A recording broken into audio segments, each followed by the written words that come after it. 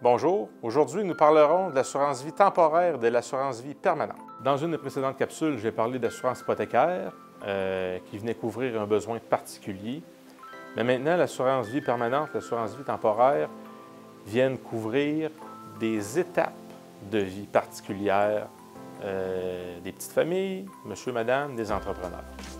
Je vais commencer avec l'assurance temporaire.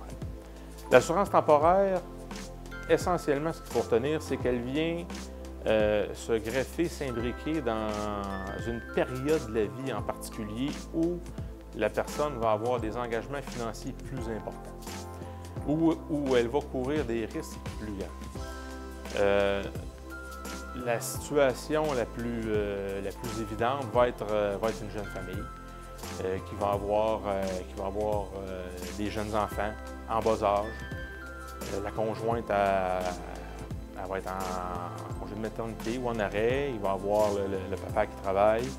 Ils vont avoir nouvellement une résidence. Ça fait peut-être 3-4 ans qu'ils sont sur le marché du travail. Un petit peu d'économie, mais pas beaucoup.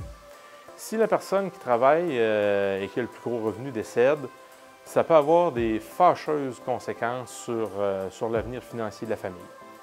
Et on sait quand il y a un décès, on ne veut pas avoir à se casser la tête au niveau financier. C'est dans ces situations-là que l'assurance vie temporaire prend toute son importance. Pour quelques centaines de dollars par année, maximum, une petite famille peut s'assurer pour des montants d'importance, plusieurs centaines de milliers de dollars. Des fois, oui, ça peut paraître d'une dépense, encore une autre dépense, parce que personne ne va nous dire « Hey, Sébastien, je suis content que tu m'aies proposé une assurance vie de 500 000 $ qui me coûte 300 par année, je vais aller en vacances avec, on va avoir du fun. » C'est pas le cas. Mais on vient couvrir un risque. Si la maman décède, elle a des gros revenus et que le papa se retrouve avec les 2 ou les 3 enfants, l'assurance vie va venir procurer une sécurité financière. Il va pouvoir rester à la maison pour s'occuper de ses enfants et continuer surtout de rencontrer ses obligations sans être obligé de vendre le toit qui protège la famille. C'est ce qui est le plus important. Pour l'assurance vie permanente, elle, idéalement, ça va être souscrit pour les enfants quand ils vont être en bas âge. Le but de ça, c'est que ça va les protéger toute leur vie durant, qu'ils vont avoir une assurance vie disponible. On ne sait pas s'il peut se développer une maladie à 6 ans, 10 ans ou plus tard, qui ferait en sorte qu'il ne serait pas assurable.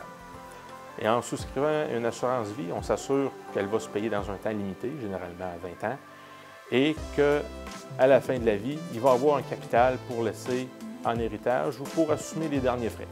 Parce que certains vont aimer ça, brûler la chandelle jusqu'au dernier moment et peut-être remplir une carte de crédit pour partir en voyage avec toute la famille. Avec cette assurance-là, s'il n'y a pas d'épargne, les frais vont être couverts et ça ne sera pas un fardeau pour la succession. Je vous remercie beaucoup, c'était la fin de cette capsule. Si vous avez des questions, des interrogations, n'hésitez pas à consulter ou appeler votre conseiller en sécurité financière.